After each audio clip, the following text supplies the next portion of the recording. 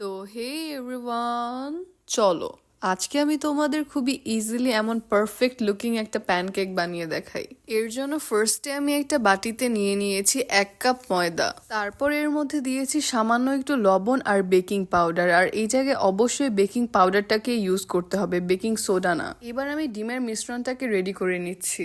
এর জন্য একটা ডিমকে আমি ভালো মতো বিট করে নিব ইলেকট্রিক বিটারের সাহায্যে। আপনাদের কাছে ইলেকট্রিক বিটার না থাকলে নর্মাল হ্যান্ড বিটার দিয়েও বিট করতে পারবেন, বাট সেক্ষেত্রে সময়টা একটু বেশি লাগবে। দেন আমি এর মধ্যে অ্যাড করছি পরিমাণ মতো চিনি। আপনারা আপনাদের প্রেফারেন্স অনুযায়ী চিনির পরিমাণ বাড়িয়ে কমিয়ে নিতে পারবেন। লাস্টে আমি অ্যাড করছি ভ্যানিলা এসেন্স, অ্যান্ড এটাকে অবশ্যই অ্যাড করতে হবে, আদারওয়াইজ এর মধ্যে প্যানকেকের অরিজিনাল টেস্টটা পাওয়া যাবে না। আফটার দ্যাট আমি ডিমের সেই মিশ্রণের সাথে ড্রাই ইনগ্রিডিয়েন্টস গুলো অ্যাড করে নিচ্ছি। দেন আমি এর মধ্যে অ্যাড করছি সামান্য একটু লিকুইড মিল্ক। আপনারা যদি বেশি ফ্লাফি প্যানকেক পছন্দ করে থাকেন সেক্ষেত্রে মিল্কটাকে স্কিপ করতে পারেন।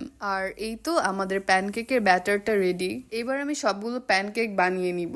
আমি এই জায়গায় ননস্টিক প্যান ইউজ করছি। আপনাদের কাছে যদি ননস্টিক প্যান না থাকে সেক্ষেত্রে নর্মাল প্যানের উপর একটু অয়েল গ্রিস করে নিলেই হবে। আর এই প্যানকেক হতে খুবই অল্প সময়ের প্রয়োজন হয়, তাই এটাকে তাড়াতাড়ি উঠিয়ে নিতে হবে, আদারওয়াইজ দেখা যাবে এটা পুড়ে গেছে। কিছু সেকেন্ডের মধ্যে এটা কুক হয়ে যায়, ফলে এই প্যানকেক বানাতে বেশি একটা সময়ের প্রয়োজন হয় না। আর এই তো আমি সবগুলো প্যানকেক বানিয়ে নিচ্ছি। আপনাদের যদি এটা রাউন্ড শেপে না হয় সেক্ষেত্রে চামচের সাহায্যে একটু রাউন্ড করে নেবেন।